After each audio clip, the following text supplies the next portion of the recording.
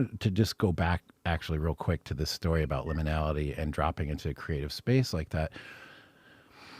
And then you associate it with people being in their frame and unable to escape it or being hardened in their frame. What kind of activity, how do you engage that liminal space? So the first thing that came to my mind was trauma.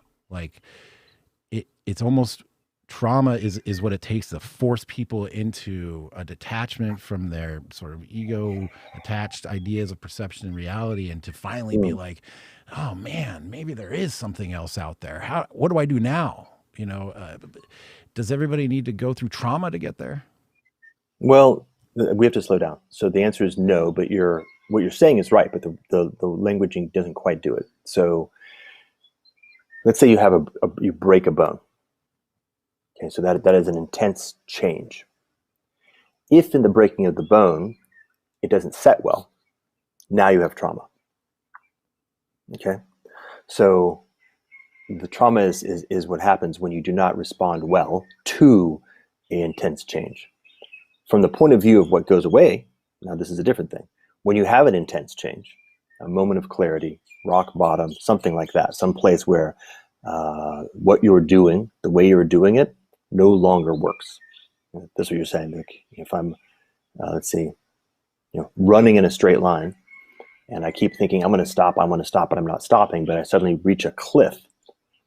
There's a rupture in the possibility of my continuing doing what I was doing. So that, yes, generally speaking, it's very difficult to move out of a frame, to move out of an addiction ultimately. It's something that is constraining your capacity to make free choices in the context of reality, but is actually forcing you to make selected choices in the context of a frame. It's an addiction. Generally speaking, it's very difficult to escape from an addiction like that until you find yourself in a circumstance where the possibility of continuing is no longer available. So you're forced out of the frame. Now, from the point of view of the frame, this is quite dramatic, right? The frame actually is completely broken. So sure, that's true. From the point of view of the self, the question is what happens next?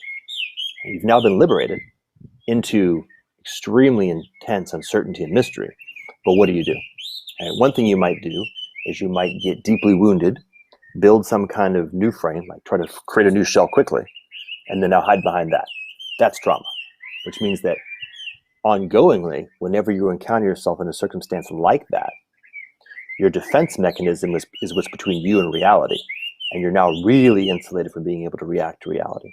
So you begin building up these traumatic adaptive responses, kind of like scar tissue that numbs the skin and you can't feel what's actually happening anymore. And that can be a challenge. Then now you're stuck in a loop where your own defense mechanisms have to be broken for you to get back into contact with reality. This is called healing or wholeness. But the alternative is also possible. Right? Something happens, the possibility of continuing is no longer there, but now you're actually liberated. Now can you find a way to step into responsibility? Can you step into just being able to be in some level of authentic, fluid relationship, with John Vervaeke is, for me, said evolvability. You always stay poised to be able to change your interior and exterior in relationship with what's actually happening, as opposed to getting kind of hardened in particular moments and then being unable to become responsive to what's happening in the next moment. Not easy. It's not an easy thing to do. We talked about this, I think, actually in a previous podcast in the context of martial arts. Okay. So if you're in hand-to-hand combat, if you are sort of poised, your feet are planted with just the right level of flexibility, you can move in lots of different directions, your weight is over your center, your eyes are moving, like you're now prepared to respond to what happens. When you've committed to a particular deployment of force, you're now reduced, your possibility is reduced dramatically. Now, of course, the problem, as you know, if you're engaged in that kind of combat, you're also very vulnerable at that point. Right? The thing to do then is not to get stuck with your weight over your toes and with your hands out, because then you're done. You have to find a way to return back.